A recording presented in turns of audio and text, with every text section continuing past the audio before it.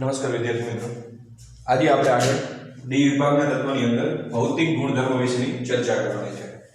પહેલો પ્રશ્ન એ થાય કે ડી વિભાગના તત્વ છે એ મોસ્ટ ઓફ બધા જે તત્વો છે એ કેવા તત્વો છે? ધાતુ તત્વો છે. તો સામાન્ય રીતે આપણને એટલી ખબર પડવી જોઈએ કે ભાઈ ધાતુ તત્વો છે બધા તો કોના જેવા ગુણધર્મ ધરાવતા હોય? સ્વાભાવિક છે, ધાતુ જેવા ગુણધર્મ ધરાવતા હોય. તો ધાતુ ભાઈ કયા કયા ગુણધર્મ ધરાવતી હતી? ટીપાઉપણાનો, ચળકાટપણાનો, પછી ગલન બિંદુ ઊંચા હતા, ઉત્કલન બિંદુ ઊંચા હતા, ટીપિંગ તાર બનાવી શકતા હતા, બરોબર. ત્યારબાદ શું હતું આપણે ભાઈ એને છે તણાવ પણ પ્રબળતા એની કેવી હતી? ધાતુની વધારે હતી. ઉષ્મીય અને વિદ્યુતના કેવા હતા? વાહક હતા, બરોબર. એની ચમક હતી, કોઈ પણ ધાતુ છે એ ચળકાટ ધરાવતો હતો. તો બરોબર, આ બધા એના શું થઈ ગયા કહેવાય? ધાતુના ભૌતિક ગુણધર્મ. તો પહેલા જ કીધું છે લગભગ બધા સક્રાંતિક ધાતુ તત્વો ઘાતવીય ગુણધર્મ ધરાવે છે, વિશિષ્ટ ઘાતવીય ગુણધર્મ ધરાવતા હોય છે. હવે સક્રાંતિક ધાતુ તત્વો તમારી ચોપડીમાં એક પ્રશ્ન એવી રીતે આપેલું છે, આ પોઈન્ટ એવો લખેલો છે લગભગ બધા સક્રાંતિક ધાતુ તત્વો. તો એની અંદર પાછું કાઉન્સ આપેલું છે ઝિંક, કેડમિયમ અને મર્ક્યુરી, એને પણ અંદર ગણવાના કીધા. પણ એ સક્રાંતિક ધાતુ તત્વો નથી, એ ડી વિભાગના તત્વો છે. કેવા છે? ડી વિભાગના. સક્રાંતિક ધાતુ તત્વો નથી, કારણ કે મેં તમને કાલે કીધું કે સંક્રાંતિ ધાતુ તત્વ કોને કહેવાય? કે જેની ડી કક્ષક છે અપૂર્ણ રીતે ભરાયેલી હોય એને સંક્રાંતિ ધાતુ તત્વ કહેવાય. તો ઝિંક, કેડમિયમ અને બધા ફૂલફિલ્ડ છે એ ધાતુ તત્વ સંક્રાંતિ ધાતુ તત્વ ન હોય, ડી વિભાગમાં આવે છે. ખ્યાલ આવી ગયો? તો આ એને પણ લેવાના, ઝિંક, કેડમિયમ, મર્ક્યુરી એને પણ આપણે ડી વિભાગમાં લેવાના છે, કારણ કે આ ધાતુ છે, બરોબર. તો ધાતુ પોતાનો ગુણધર્મ ધરાવતી જ હોય, ગમે ત્યાં હોય, બરોબર. પોતાનો ગુણધર્મ મૂકશે નહીં. તો કેવા ગુણધર્મો હોય એની પાસે? ઉચ્ચ ઘનતા હોય, ઉચ્ચ તનક પ્રબળતા હોય, તણાવપણું હોય એની પાસે, ટીપાઉપણું હોય, ઉષ્મીય અને વિદ્યુતના કેવા હોય? વાહક હોય, તથા ચમક ચળકાટ ધરાવતા હોય છે. આ હતા ઘાતવીય ગુણધર્મો એના.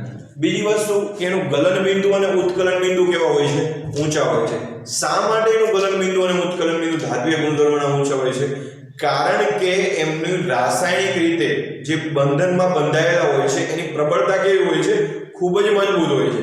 જ્યારે તમે અહીં હીટ આપો છો ત્યારે એની પ્રબળતા તોડવા માટે આંતર આણવીય આકર્ષણ બળ છે ધાતુમાં કેવું હોય છે? ખૂબ જ વધુ હોય છે.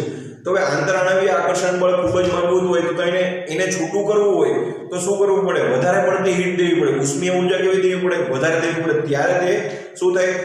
ધાતુમાંથી કેમાં જશે? ઘનમાંથી કેમાં જશે? પ્રવાહીમાં જવાની શરૂઆત કરશે, બરોબર. ત્યાં સુધી કે અંતરાણીય આકર્ષણ બળ મજબૂત છે તો ઉષ્મા આપશો, ઉષ્મા પણ કેવી હશે?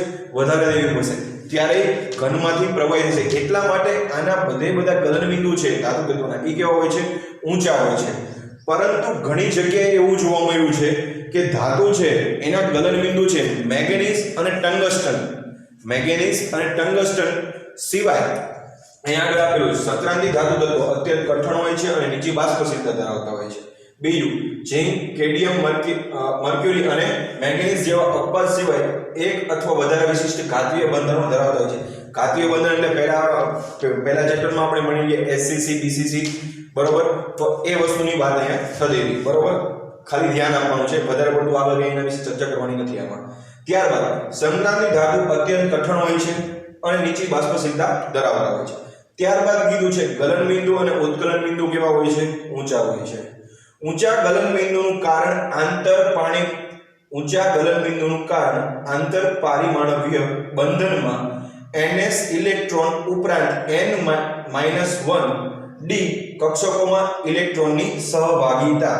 હવે અહીંયા ધ્યાન રાખો, માની લ્યો કે આપણે ખબર છે કે આ તત્વ scandium, titanium, vanadium, chromium, manganese, iron, cobalt અને નિકલ, બરોબર. શું કીધું છે અહીંયા?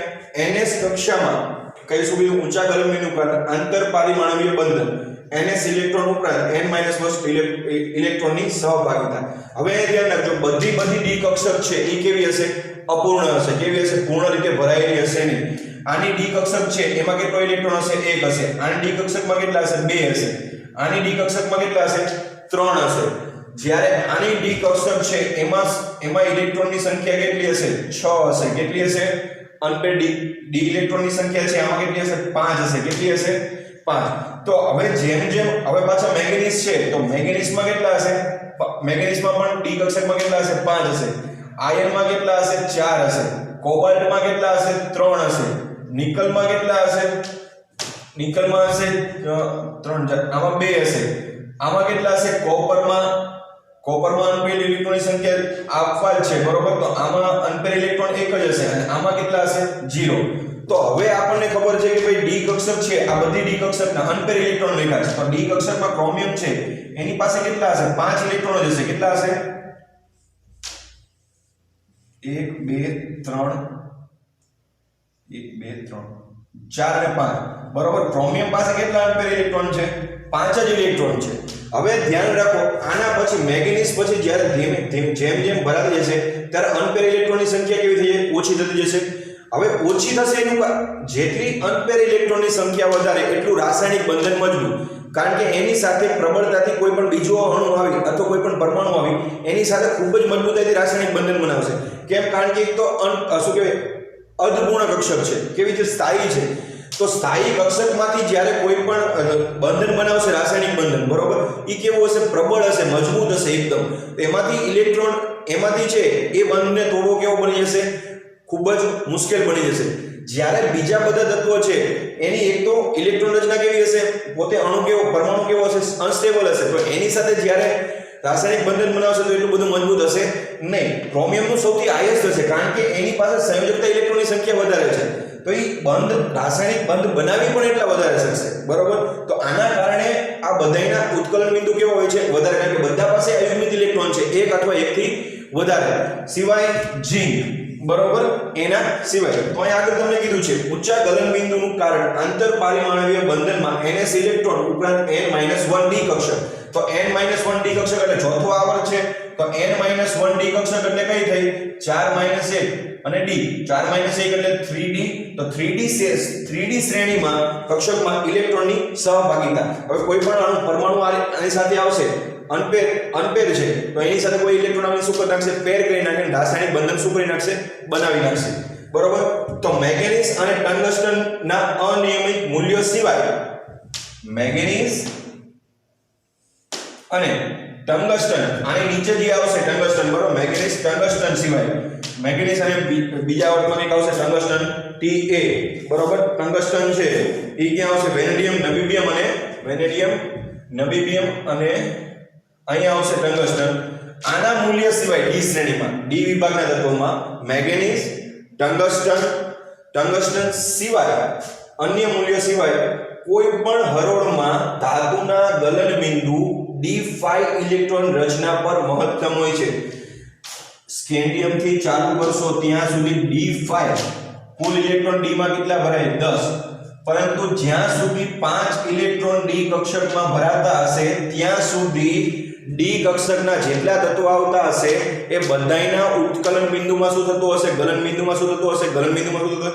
વધારો થતો હશે. એટલે કે સૌથી હાઈ ઉપર હશે બરોબર. એક હશે તો થોડું ઓછું હશે. આ ડી કક્ષક છે 5 બરોબર. તો એક ઇલેક્ટ્રોન એ થોડું વધારે ગલન બિંદુ, 2 આયા તો એના કરતા પણ વધારે, 3 આયા તો એના કરતા પણ વધારે, 4 આયા તો એના કરતા પણ વધારે અને 5 આયા ત્યારે ઉત્કલન બિંદુ છે સૌથી હાઈએસ્ટ પીક ઉપર હશે બરોબર. એટલે કે મહત્તમ મૂલ્ય આવી ગયું છે કે ભાઈ આ જે છે એ આનાથી વધારે થઈ શકે નહીં. હવે પછી જે તત્વો આવશે બરોબર એનું ઉત્કલન બિંદુ પારિમાણિક ક્રમાંક વધવાની સાથે શું થશે? ઘટતું જશે. કેમ? કારણ કે એક તો એ અનસ્ટેબલ થઈ જશે અને ડી કક્ષક કેવી થશે? ધીમે ધીમે વધારે ભરાતી જશે. આ તો કેવી હતી? સ્ટેબલ હતી બરોબર. 5 સુધી છે સ્ટેબલ છે બરોબર. તો સ્ટેબલ છે, સ્ટેબલમાંથી ઇલેક્ટ્રોન છે એ રાસાયણિક બંધન કેવું હશે? ખૂબ જ મજબૂત હશે. જેવી રીતે છઠ્ઠો ઇલેક્ટ્રોન દાખલ થશે તરત પારિમાણિક ક્રમાંક વધશે તો ગલન બિંદુમાં શું થશે? ઘટાડો તમને જોવા મળશે બરોબર. તો અહીં લખેલું છે મેંગેનીઝ અને ટંગસ્ટનના અનિયમિત મૂલ્ય સિવાય કોઈ પણ હરોળમાં આ ધાતુના કોઈ પણ હરોળ લઈ લ્યો, 3D લઈ લ્યો, 4D લઈ લ્યો કે 5D લઈ લ્યો અથવા 6D લઈ લ્યો બરોબર. કોઈ પણ હરોળમાં ધાતુનું ગલન બિંદુ d5 એટલે આમાંથી કોઈ પણ જે શ્રેણી છે એની અંદર જ્યાં સુધી d5 ઇલેક્ટ્રોન એટલે કે d5 ભરાય બરોબર. d1 હોઈ શકે, d2 હોઈ શકે, d3, d4 અને d5. તો અહીંથી જ્યારે અહીંયા આમ ભરાતા જશે જ્યાં સુધી d5 પહોંચે ત્યારે ધીમે ધીમે શું થતું હશે? વધતું હશે. અને d5 પહોંચશે ત્યાં એનું ગલન બિંદુ છે એ મહત્તમ પીક ઉપર હશે. સૌથી વધુ હશે એ તત્વો સિવાય આગળના બધા તત્વો બધા. ત્યારબાદ જે પણ તત્વમાં D માં છઠ્ઠો ઇલેક્ટ્રોન ભરાશે, બરોબર, ત્યારથી એનું ગલનબિંદુ પારિમાણવીય ક્રમાંક વધવાને લીધે શું થઈ જશે? ઘટી જશે. આના ઘણા બધા રીઝન છે.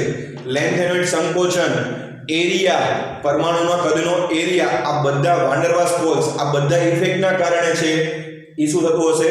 ઘટતું હશે, બરોબર. તો ખ્યાલ આવી ગયો. તો આપણે છે ખ્યાલ આવે D5 સુધી શું હશે? મહત્તમ હશે. ત્યારબાદ શું થઈ જશે? ઘટી જાય છે, બરોબર. ખ્યાલ આવી ગયો. તો આ એક વસ્તુ હતી. ત્યારબાદ ક્રમાંક વધવાને કારણે ઘટે છે. તો આપણને ખબર છે કે સૌથી વધારે અનપેર ઇલેક્ટ્રોન કે અયુગ્મિત ઇલેક્ટ્રોન સંખ્યા D5 કક્ષક છે એનું સૌથી મહત્તમ મૂલ્ય ક્રોમિયમ છે. તો ક્રોમિયમનું છે, હવે મેગ્નેશિયમમાં 5 છે, બરોબર, આમાં પણ 5 છે D5. તો હવે આ બેમાંથી કોણ નક્કી કરું કે આ જે 3D છે આ બેમાંથી સૌથી વધારે ગલનબિંદુ કોનું હશે? એ કઈ રીતે નક્કી કરી શકો? તો આપણને છે મેગ્નેશિયમ અપવાદ છે એના કારણે આપણે એને લેતા નથી. તો D5 ક્રોમિયમ છે એનું ઉત્કલન ગલનબિંદુ છે એ કેવું હશે? હાઈ હશે, સૌથી વધુ હશે, બરોબર. કારણ કે D5 સુધી જેમ જેમ જતા જશો તેમ તેમ ગલનબિંદુમાં શું થતું હશે? વધારો થશે. કેમ? કારણ કે એની પાસે આંતરપારિમાણિક જે બંધન બનશે, બરોબર, એ કેવું હશે? મજબૂત હશે. એને તોડવું કેવું હશે? મુશ્કેલ હશે. આના કારણે છે એનું ગલનબિંદુ કેવું હોય છે? ઊંચું હોય છે, બરોબર. આટલી વસ્તુ ખાસ ખ્યાલ આવી ગયો. ત્યારબાદ આપણે આગળ જોશું. આની અંદર ગલનબિંદુનું જે ફેક્ટર છે એની સાથે સાથે પારિમાણવીય એન્થાલ્પી પણ ભાગ ભજવતી હોય છે, બરોબર. તો આ ખાસ ધ્યાન રાખી લેજો. તો આટલી વસ્તુ છે. તો ક્રોમિયમનું સૌથી વધારે, ત્યારબાદ આવશે એની અંદર ક્રોમિયમ છે. ક્રોમિયમ પછી મોલિબિડિયમ, આ 3D છે, મોલિબિડિયમ અને 4D, અને અહીંયા આવશે ટંગસ્ટન 5D. તો આપણને ખબર છે કે આ આખે D કક્ષકમાંથી સૌથી વધારે ગલનબિંદુ કોનું વધારે હશે? ટંગસ્ટનનું. કેમ? કારણ કે આપણને ખબર છે કે ઉપરથી નીચે જશું, બરોબર, ત્યારે ગલનબિંદુમાં શું થતો જોવા મળશે? વધારો. તો ટંગસ્ટનનું ઉત્કલન ગલનબિંદુ છે એ કેવું હશે? હાઈ હોય છે, બરોબર. ખ્યાલ આવી ગયો. 3D શ્રેણીમાં ક્રોમિયમનું, 4D માં મોલિબિડિયમનું અને 5D માં ટંગસ્ટનનું ગલનબિંદુ કેવું હોય છે? ઊંચા હોય છે. ત્યારબાદ પારિમાણવીયકરણ એન્થાલ્પી. હવે પારિમાણવીયકરણ એન્થાલ્પી એટલે શું? પારિમાણવીયકરણ એન્થાલ્પી એટલે કે આપણે જ્યારે કોઈ પણ અણુ છે, બરોબર, એ ધાતુ છે. હવે ધાતુ છે આપણને ખબર છે કે સ્ફટિકમય સ્વરૂપમાં રહેલું છે, બરોબર. એ સ્ફટિકમય સ્વરૂપ આપણે આગળ ભણી ગયા કે જ્યારે એને થોડીક તમે ઉષ્મા આપશો ત્યારે એના કણમાં નાના નાના સ્ફટિક અથવા નાના નાના પરમાણુમાં શું થઈ જશે? એનું વિભાજન થઈ જશે. તો આ જે ઉર્જા આપી એને શું કહેવામાં આવે છે? પારિમાણવીયકરણ એન્થાલ્પી. પારિમાણવીયકરણ, પરમાણુકરણ એટલે કે પરમાણુનું નવું ઉત્પન્ન, તો એને શું કહેવાય? પારિમાણવીયકરણ એન્થાલ્પી. તો માની લો કે આપણી પાસે છે કોઈ પણ એક આયન છે, એનો સ્ફટિક છે, બરોબર. તો આયનનો જે સ્ફટિક છે આપણી પાસે, માની લો કે Fe+2 નો આપણી પાસે સ્ફટિક છે, બરોબર. આયનનો સ્ફટિક છે આપણી પાસે Fe+2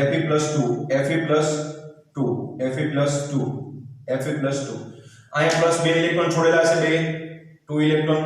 તો આમની વચ્ચેની આકર્ષણ બળ છે કઈ રીતે લાગતું છે? આ ઇલેક્ટ્રોન વાદળ ધન અને ઇલેક્ટ્રોન વાદળ ઋણ વચ્ચે શું થશે? આકર્ષણથી મજબૂત રીતે એકબીજા સાથે જોડાયેલા હશે, બરોબર, અને એકદમ નજીક હશે, બરોબર. જેવી તમે ઉષ્મીય ઉર્જાને આપશો, બરોબર, આ સ્ફટિક છે એમાંથી તરત જ તે એક F છે ત્યાંથી શું થઈ જશે? નીકળી જશે અને કેમાં રૂપાંતર થઈ જશે? Fe માં રૂપાંતર થઈ જશે. તો આ શું બની ગયું? એક પરમાણુ બની ગયો, બરોબર. તો આ જે પરમાણુ અહીંથી દૂર કરવા માટે જે ઉર્જા આપવી પડી, બરોબર, એને શું કહેવાય? પારિમાણવીયકરણ એન્થાલ્પી કહેવામાં આવે છે. તો આ કેવો સ્ફટિક સ્વરૂપમાં Fe છે, એક નાનો પરમાણુ બની ગયો. તો આનું કદ પણ કેવું નાનું થઈ ગયું, બરોબર, ઓછું થઈ ગયું. એવી જ રીતે આપણે શું જોતા હતા? કદ નાનું થઈ ગયું તો એનું ગલનબિંદુ પણ કેવું થઈ જશે? ઘટી જશે. એટલે કે ધીમે ધીમે આ બધા કણ ધીમે ધીમે ઘન છે કોઈ પણ સ્ફટિક, બરોબર, તો ધીમે ધીમે આ Fe પરમાણુ ઉષ્મા આપતો ધીમે ધીમે બધા બહાર નીકળી જશે. તો એ ધીમે ધીમે કેમાં રૂપાંતર પામતો જશે? પ્રવાહીમાં. તો એ જ વસ્તુ આપણે ગલનબિંદુમાં જોઈ હતી કે ભાઈ જેમ જેમ તમે હીટ આપો તો ઘન પદાર્થ ઘનમાંથી પ્રવાહી થાય. તો આ બંને વસ્તુ છે એકબીજાની શું છે? સિમિલર છે. પારિમાણવીયકરણ એન્થાલ્પી અને ગલનબિંદુ છે એ એકબીજાની શું હોય છે? સિમિલર હોય છે, બરોબર. એમાં પણ એક પરમાણુ છે અહીંયાથી શું થતું હોય છે? દૂર થતો હોય છે, અને સંકોચાતું એટલે કે ઘનમાંથી શું થઈ જતું હોય પ્રવાહીમાં, આમાં પણ શું થશે પરમાણુ જેમ જેમ બહાર નીકળે તો ઘનનો સ્ફટિક કેવો થઈ જશે ગુમ થઈ જશે અને કેમાં રૂપાંતરિત પ્રવાહી, તો એકબીજાનું કેમાં એકબીજા શું છે એકબીજાના સિમિલર છે બરોબર, પ્રવાહી નથી પણ આમાંથી કણ કાઢવાનો હોય છે અને એમાંથી ધીમે ધીમે શું થતા હોય પરમાણુ દૂર થતા હોય બરોબર। ત્યારબાદ 3D શ્રેણીમાંનો ક્રોમિયમની પારિમાણવિકરણ એન્થાલ્પી સૌથી વધુ હોય છે। હવે પારિમાણવિકરણ એન્થાલ્પી છે એ કોના ઉપર આધાર રાખે છે, તો પારિમાણવિકરણ એન્થાલ્પી જે છે એ આવર્તમાં જેટલા જે ડી વિભાગના તત્વો છે એમાં એની અંદર જેની પાસે અયુગ્મિત ઇલેક્ટ્રોનની સંખ્યા વધારે અથવા સંયોજકતા ઇલેક્ટ્રોનની સંખ્યા વધારે હોય તેની પારિમાણવિકરણ એન્થાલ્પી છે એ સૌથી વધારે છે। કેમ? કારણ કે એ તત્વો છે આંતર પારિમાણવીય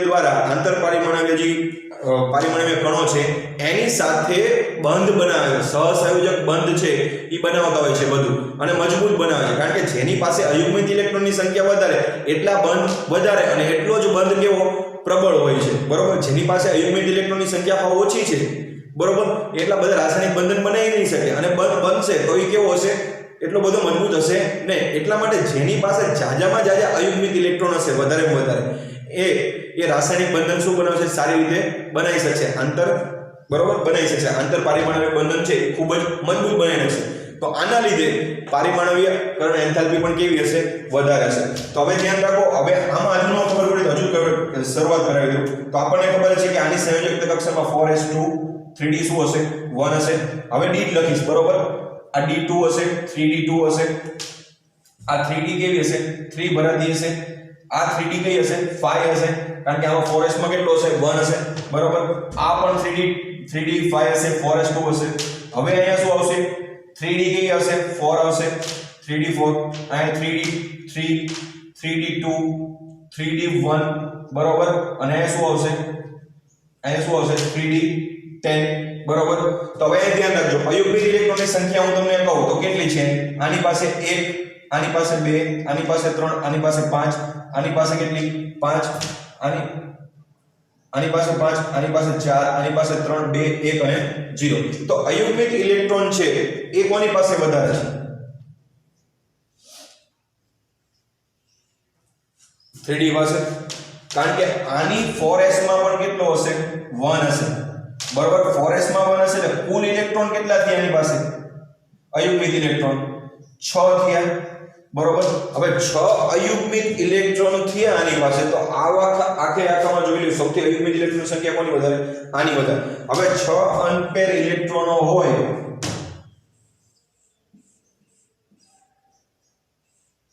1 2 3 4 5 અને 6, તો હવે ધ્યાન રાખો અહીંથી કોઈ પણ બહારથી કોઈ પણ બંધ આવશે બરોબર, તો એની સાથે શું કરશે બંધ બનાવી રહેશે અને આ બંધ કેવો હશે એકદમ મજબૂત હશે, આંતર પારિમાણવીય બંધ બનાવશે બરોબર। અયુગ્મિત ઇલેક્ટ્રોનની સંખ્યા વધારે છે એટલામાંથી આંતર પારિમાણવીય બંધ બનાવી અને ખૂબ જ મજબૂત બનાવશે અને એના લીધે શું બનાવશે પારિમાણવીય એન્થાલ્પી છે એ કેવી હશે વધારે। તો અહીં લખેલું છે પ્રબળ આંતર પારિમાણવીય ક્રિયા માટે પ્રતિ ડી, હવે કોઈ પણ આંતર પારિમાણવીય ક્રિયા કરવી હોય કોઈ સાથે બંધન બનાવવું હોય તો ડી કક્ષામાં એક ઇલેક્ટ્રોન તો હોવો જ જોઈએ ફરજિયાતપણે, તો જ બનાવી શકે, બાકી બનાવી શકે નહીં। તો લખેલું છે પ્રબળ આંતર પારિમાણવીય ક્રિયા માટે પ્રતિ ડી કક્ષક એક અયુગ્મિત ઇલેક્ટ્રોન હોવો પ્રતિકૂળ રીતે અનુકૂળ હોય છે। સામાન્ય રીતે સંયોજકતા ઇલેક્ટ્રોનની સંખ્યા એટલે અયુગ્મિત ઇલેક્ટ્રોનની સંખ્યા કે સંયોજકતા ઇલેક્ટ્રોનની સંખ્યા કહો, સંયોજકતા ઇલેક્ટ્રોનની સંખ્યા જેટલી વધારે તેટલું પારિમાણવીય બંધન પ્રબળ હોય છે અને તેટલી જ પારિમાણવીયકરણ એન્થાલ્પી કેવી હોય છે વધુ હોય છે। હવે પારિમાણવીયકરણ કારણ કે કોઈ પણ મેં તમને આપણે ગલન બિંદુમાં જોતા હતા બરોબર, આયનીકરણ એન્થાલ્પી એમાંથી એક ઇલેક્ટ્રોન દૂર સ્ટેબલ હોય કોઈ પણ કક્ષા એમાંથી આપણે ઇલેક્ટ્રોન દૂર કરવો કેવો બની જતો મુશ્કેલ બની જતો। હવે તમને એમ થાય 3d10, હવે d છે એ કેવી છે પૂર્ણ છે, તો ઝીંક કોઈની સાથે આંતર પારિમાણવીય ક્રિયા કરી શકશે નહીં કરી શકશે, કારણ કે એ શું કીધું છે ક્યારે કરી શકશે જ્યારે ડી કક્ષક પાસે એક અયુગ્મિત ઇલેક્ટ્રોન હોય, આની પાસે એક પણ અયુગ્મિત ઇલેક્ટ્રોન છે તો આ ઝીંક છે એ આંતર પારિમાણવીય ક્રિયા કરી શકશે જ નહીં, આંતર પારિમાણવીય ક્રિયા કરી શકશે નહીં તો એ આંતર પારિમાણવીય ક્રિયા કરી શકશે નહીં અને આંતર પારિમાણવીય બંધ પણ બનાવી શકશે નહીં। આના કારણે ઝીંક છે બરોબર એનું ગલન બિંદુ અને અને આંતર પારિમાણવીય બંધ એટલે કે આંતર પારિમાણવીય ક્રિયા પ્લસ પારિમાણવીયકરણ એન્થાલ્પી બધું શું હશે ઝીંકનું ઓછું હશે કેમ કારણ કે એની પાસે અયુગ્મિત ઇલેક્ટ્રોનની સંખ્યા નથી પ્લસ એ છે આંતર પારિમાણવીય ક્રિયા કરી શકતો નથી આના કારણે ગલન બિંદુ અને પારિમાણવીય બંધન એન્થાલ્પી છે એ કેવી હોય છે ઓછી હોય છે એના કારણે કારણ કે એની પાસે અયુગ્મિત ઇલેક્ટ્રોનની સંખ્યા છે નહીં અયુગ્મિત ઇલેક્ટ્રોનની સંખ્યા હોય તો શું કરી શકે આંતર પારિમાણવીય છે એ ક્રિયા કરી શકે અને આંતર પારિમાણવીય ક્રિયા ક્યારે કરી શકે જ્યારે એની પાસે ડી કક્ષકમાં અયુગ્મિત ઇલેક્ટ્રોન હોવો જોઈએ એની પાસે છે નહીં બરોબર જેટલો અયુગ્મિત ઇલેક્ટ્રોનની સંખ્યા વધારે અથવા સંયોજકતા ઇલેક્ટ્રોનની સંખ્યા જેટલી વધારે એટલી આંતર પારિમાણવીય ક્રિયા છે વધારે મજબૂત બરોબર અને વધુ બરોબર એટલા વધુ અને એટલો વધુ મજબૂત બરોબર તો આ અને એટલી જ પારિમાણવીય એન્થાલ્પી છે એ વધુ તો સૌથી વધારે આનું છે બરોબર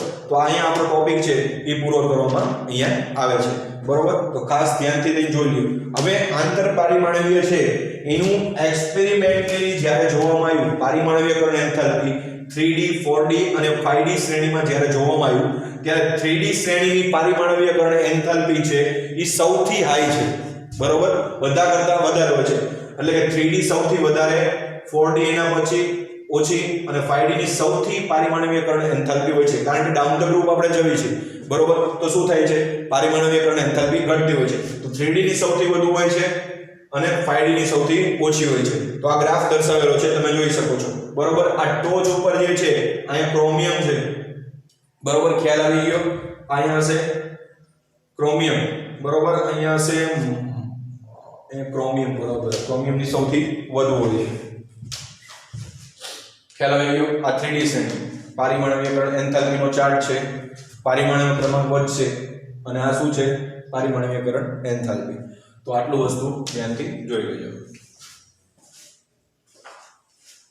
બે પ્રશ્ન આપેલા છે એ જોવી છે આપણે બુકમાં તમને બુકમાં એવું કીધું છે સ્કેન્ડિયમ થી ઝિંક શ્રેણીમાં એટલે કે 3D શ્રેણીમાં ઝિંકની પારિમાણવીયકરણ એન્થાલ્પીનું મૂલ્ય સૌથી નીચું હોય છે શા માટે હવે પારિમાણવીયકરણ એન્થાલ્પી તમને પ્રશ્નમાં કીધું કે 3D શ્રેણીની અંદર એવો પ્રશ્ન પૂછે કે 3D શ્રેણીની અંદર સ્કેન્ડિયમ થી ઝિંક તરફ જતા ઝિંકનું પારિમાણવીયકરણ એન્થાલ્પીનું મૂલ્ય સૌથી નીચું હોય છે શા માટે કારણ કે પારિમાણવીયકરણ એન્થાલ્પી છે ત્યારે જ વધુ હોઈ શકે જ્યારે આંતર પારિમાણવીય ક્રિયા છે એ પ્રબળ હોય પ્લસ એની પાસે અયુગ્મિત ઇલેક્ટ્રોનની સંખ્યા હોય તો આ ભાઈ ઝિંક છે એની પાસે અયુગ્મિત ઇલેક્ટ્રોનની સંખ્યા છે નહીં કારણ કે કક્ષા કેવી છે પૂર્ણ રીતે ભરાયેલી છે તો આંતર પારિમાણવીય બંધન અથવા આંતર પારિમાણવીય ક્રિયા કરી શકશે નહીં આના કારણે એની પારિમાણવીયકરણ એન્થાલ્પી છે એ કેવી હોય છે ઓછી હોય છે બરોબર તો આ થઈ ગયું અહીંયા પૂરું નમસ્કાર ધન્યવાદ